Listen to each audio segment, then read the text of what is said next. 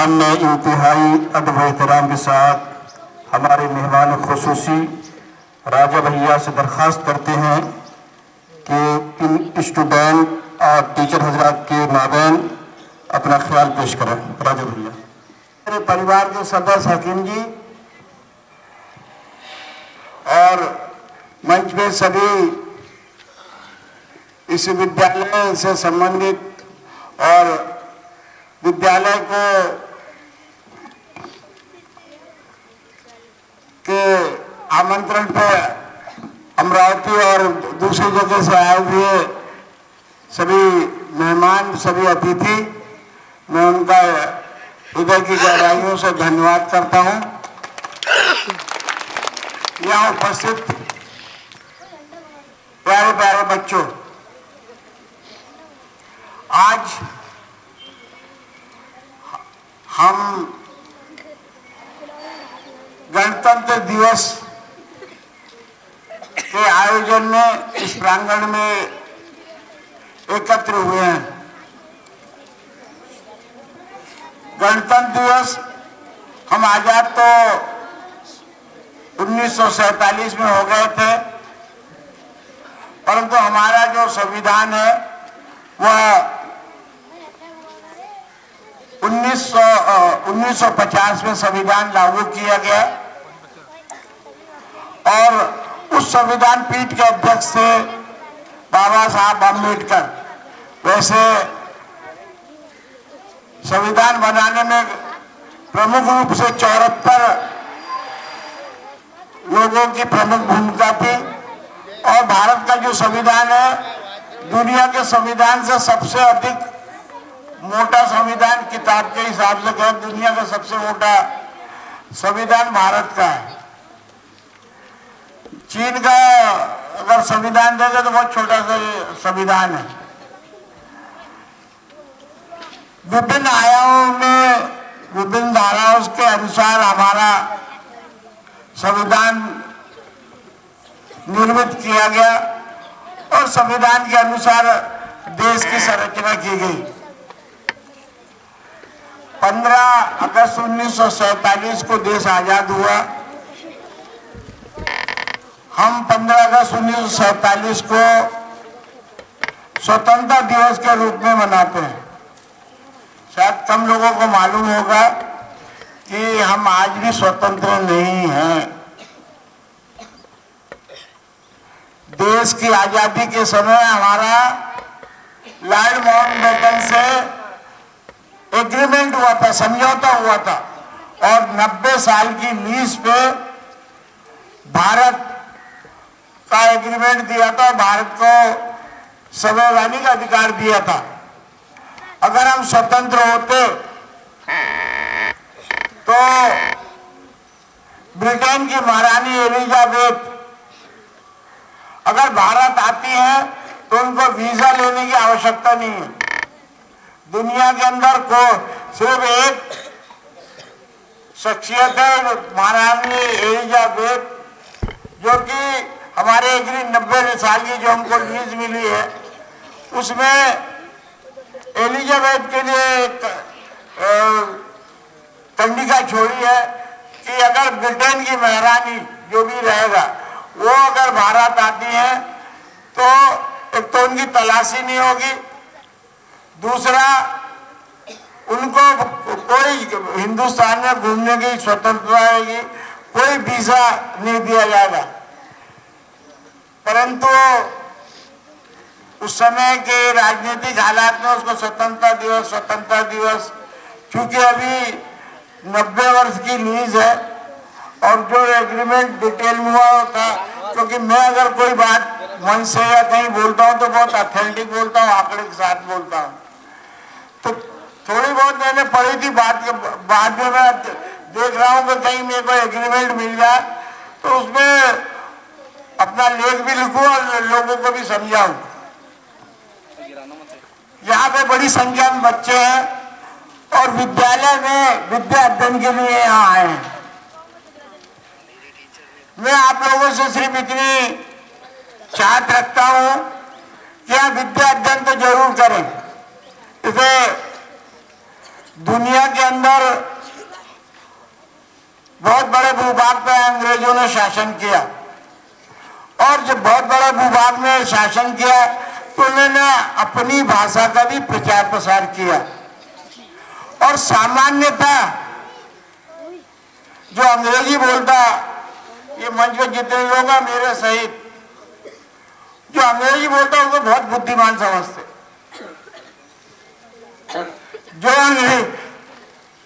अंग्रेज हमारे पूर्व प्रधानमंत्री नरसिंह राव थे, 14 भाषा में पारंगत थे, वो 14 भाषा उनकी याद थी। भाषाओं का अध्ययन करना हमारी तरक्की, हमारी उन्नति का द्योतक है। परंतु मैं एक और उदाहरण दूंगा, चाइना में अंग्रेजी बहुत कम लोग जानते हैं, चीन के अंदर अंग्रेजी बहुत कम लोग जानते हैं। उसके बावजूद भी आज अमेरिका की, जो कि दुनिया की एकमात्र शक्ति है, एकमात्र महाशक्ति है, अगर उसको कोई टक्कर दे रहा है टेक्नोलॉजी में या और अन्य क्षेत्र में, वो चाइना दे रहा है। जहां अंग्रेजी बहुत कम लोग, मेरे को चाइना जाने का तो अवसर नहीं मिला, परंतु 2 महीने मेरा लड़का अमेरिका में पढ़ता था, तो 2 महीने अमेरिका में घूमने का अवसर मिला। तो वहां तो ब्रिटेन और अमेरिका के में भी थोड़ा बहुत अंतर है, उसमें अंग्रेजी बोलने में अंतर है। वैसे अमेरिका में स्पेशलिस्ट भी, बहुत बड़े इलाके में स्पेशलिस्ट भी बोली जाती। खैर, भाषा से मैं इसलिए बोल रहा हूं कि एक निश्चित समय तक भाषा का अध्ययन करें, और भाषा के साथ अगर दुनिया में किसी चीज की कदर है, कि दुनिया में किसी चीज की चाहत है, दुनिया में किसी चीज की आवश्यकता है, तो वह है हुनर की। क्योंकि हम पढ़ाई भी कर रहे हैं या ज्ञान भी जो अर्जित कर रहे हैं, आधुनिक समय में तो कहीं ना कहीं रोजी रोटी से जुड़ा हुआ है। तो अगर हम भाषा का ज्ञान हो जाएगा, साइंस का ज्ञान हो जाएगा, दूसरा मानव साइंस, जो डॉक्टर बनते हैं, इंजीनियर बनते हैं, तो उसके साथ भी हुनर, अधिक से अधिक चीजों का हुनर बच्चों से है कि आप हुनर प्राप्त करें। किसी न किसी चीज का निर्माण करना, किसी न किसी बिगड़ी हुई चीज को सुधारना, यह अपार संभावनाएं हिंदुस्तान के अंदर है। और शासन बहुत सारी योजनाओं को प्रेफरेंस भी दे रहा है। जैसे अभी 15-20 दिन पहले भारत सरकार ने मध्य प्रदेश में लागू किया है मछली पालन। 1 एकड़ जमीन, अभी सारनी के पास में बगडोना है, वहां अशोक पर्ते को हमने केस वो मंजूर कराया है और सक्सेसफुल हो गया। उसमें 14 लाख रुपए सरकार दे रही है, जिसमें 60% सब्सिडी है। 60% सब्सिडी यानी 8 लाख रुपए अपने को मध्य प्रदेश सरकार, भारत सरकार देगी, और 6 लाख रुपए अपने को इन्वेस्टमेंट है। परंतु आम लोगों की धारणा होती है सब्सिडी खा जाओ, और बनिया तो 1 पैसा घर से नहीं लगाता, सरकार की सब्सिडी खा के पूरा खेल कर लेता। तो सरकार भी धीरे धीरे उस सरकार के भी समझ में आया। तो जब 14 लाख रुपए आपका इन्वेस्ट हो, क्या बैंक से ले, क्या कहीं से ले, तो 14 लाख रुपए का जब खर्च हो जाएगा और प्रोजेक्ट पूरा तैयार हो जाए, तब 8 लाख रुपए आपके खाते में आ जाएंगे। अब जितनी भी सब्सिडियां हैं, भारत सरकार की तमाम सब्सिडियां हैं, मैं कम से कम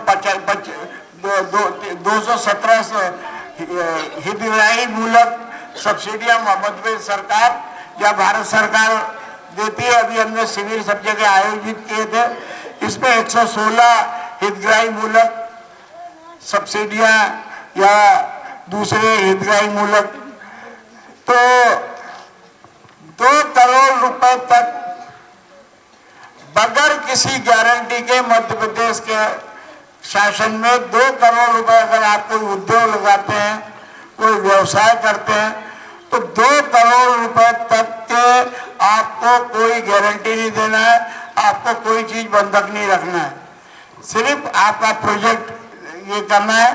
और 2 करोड़ रुपए तक की जो सब्सिडी है, जो भी है, वो क्या तो भारत सरकार आपकी गारंटी लेगी या मध्य प्रदेश सरकार आपकी गारंटी। अपार संभावनाएं हैं जिस हुनर की मैं बात कर रहा हूं। अभी यहाँ पे बकरी पालन, मुर्गा मुर्गी पालन, उसमें हम 90% तक अभी सब्सिडी दे रहे हैं। बकरा बकरी पालन के लिए 10 बकरी 1 बकरा 11,000 रुपये आपको देना, 1 लाख रुपए मध्य प्रदेश सरकार दे रही है। और अगर जिसके पास 11,000 भी नहीं है तो 5 बकरी या 1 बकरा। इस प्रकार के छोटे छोटे उद्योग के लिए, छोटे छोटे हुनर के लिए। हुनर की बात मैं अभी बताता तो मेरे अपने गांव के अफसर करके मेरे यहाँ ड्राइवर था पावर प्लांट में। वहां से वो निकला, उसने वो कुरकुरे और पोंगा पंडित का काम चालू किया उनने। 45,000 रुपए की मशीन आती है, पोंगा पंडित का काम किया। उसने मकान बना लिया अपना और खुद की चलते 4 व्हीलर गाड़ी है, बहुत छोटा सा व्यवसाय। तो विद्या मेरा प्रमुख वक्तव्य का कहना है बच्चों को कि आप पढ़ाई तो करें, जितना अधिक ज्ञान आप अर्जित करेंगे उतना आप ऊंचा जाएंगे, परंतु उसके साथ कुछ ना कुछ हुनर भी प्राप्त करें। वेल्डिंग है, पता नहीं कितने सारी आजकल मतलब जो मिस्त्री हैं और जो है सब पढ़े हुए लिख रहे, लाट साहब बन रहे। खेती में देखो मजदूर नहीं मिलता, और गांव में जाके देखो हमारे इलाके में तो नौजवान लड़के सुबह से दारू पीते घूमते और उनको काम पे बुला तो काम पे आते नहीं। एक तो फ्री का राशन मिल रहा है, लाडली बहना योजना, तो वो मतलब पूरी व्यवस्थाएं चरमरा गई है, कोई कुछ काम करना नहीं चाहता। अगर हम काम सुबह सूरज उगा और शाम को सूरज अस्त हो गया तो हमारी जो श्रम शक्ति है इसको संचय नहीं कर सकते। अगर सुबह से हम शाम तक काम करेंगे तो उससे पूंजी जनरेट होगी, और पूंजी जनरेट होगी तो हमारी उन्नति होगी, हमारे परिवार आगे बढ़ेगा। तो सुबह से शाम तक अल्लम टल्लम इधर घूमते रहेंगे तो हमारी जो श्रम है वो संचय नहीं हो सकता। इसलिए अधिक से अधिक कहीं ना कहीं हुनर की बात करें, हुनर सीखें।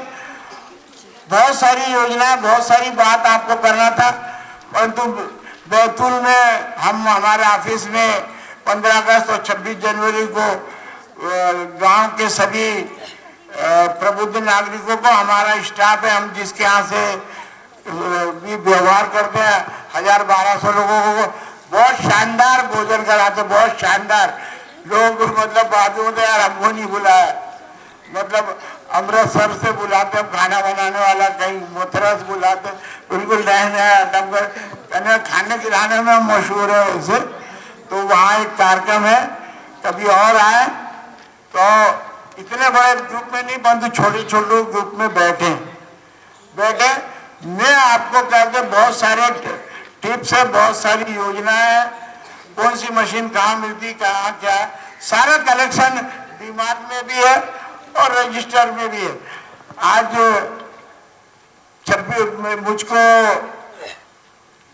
हमारे संविधान के दिवस के जो है मतलब 26 जनवरी को आपको बोलना था, परंतु 26 जनवरी के बारे में दुनिया भर का वक्तव्य करने के बाद जीवन जीने की पद्धति के संबंध में हम बोले, क्योंकि भैया जिसके पास माल रहेगा, पहले खानदान देखी जाती थी, अब माल देखा जा रहा है। तो मैं बच्चों को बोलता कि माल कैसे आए, परंतु हम कर्म ऐसा करें, हम ऐसा करें कि हमारी आवश्यकताओं को पूरा करने के लिए हम हम कोई बुरा काम ना करें। अगर हम सिर्फ इतनी सी कि हमारी आवश्यकता, सत्य की विजय जरूर होगी परंतु उसमें समय लगता है। तो किसी भी चीज को पाने के लिए हम असामाजिक काम नहीं करें। आपको सफलता आपके चरण चूमेगी। संविधान 26 जनवरी के इस अवसर पर मैं यहाँ उपस्थित सभी लोगों के जीवन की दीर्घायु की कामना करता हूँ और मैं प्रार्थना करता हूँ कि यहाँ उपस्थित सभी लोग खूब आर्थिक उन्नति करें, खूब आगे बढ़े। और अगर आपके हाथ में हुनर आएगा, आपके हाथ में ज्ञान आएगा तो सिर्फ भारत नहीं, बहुत छोटी सी चीज है डब्बा पैकिंग। मिर्ची को डब्बा पैकिंग कर रहे 60-65 हजार की मशीन आ रही। ये अभी इस समय मटर बटाने का सीजन है, उसकी डब्बा पैकिंग प्रिजर्वेशन डाल के उसकी। दुबई में इतनी डिमांड है टमाटो केचप, परंतु ये जो टमाटर केचप मिलता है इसमें एक टमाटर भी नहीं होता, सब नकली हो। अब पत्ता गोभी हमारे देवराम भैया बहुत यहाँ पत्ता गोभी होती, इसको प्रिजर्व किया जाए। बहुत छोटी छोटी, और दुनिया में इतनी डिमांड है कि आप सप्लाई नहीं कर सकते। अभी पूरी सारी चीजें में कहाँ मिलेगी, क्या मिलेगा, सब अभी 20-25 दिन पहले उसको इकट्ठा किया मैं, और एफपीओ के माध्यम से उसको अपन बढ़ा रहे। किसानों के लिए भी अगर आप लोग किसान बने तो एफपीओ बनाए, और एफपीओ के माध्यम से भी भारत सरकार, मध्य प्रदेश सरकार बहुत सारी सहूलियतें आपको दे रही है कहने के लिए। क्योंकि मैं भारतीय जनता पार्टी का अध्यक्ष रहा हूँ, इस समय राष्ट्रीय परिषद सदस्य हूँ। बहुत सारी चीजें बोलने में जिसके लिए बोलना था, परंतु मैंने कुछ जीवन के अंदर हम उन्नति करें, हम अपना हुनर अर्जित करें। अगर इस इलाके के 3-4 बच्चों को भी मेरी बात ग्राह्य हो जाएगी तो मैं अपना जीवन सफल समझूंगा। इन्हीं शब्दों के साथ मैं आप सभी लोगों की आर्थिक उन्नति और खूब दीर्घायु इसकी कामना करता हूँ। नमस्कार।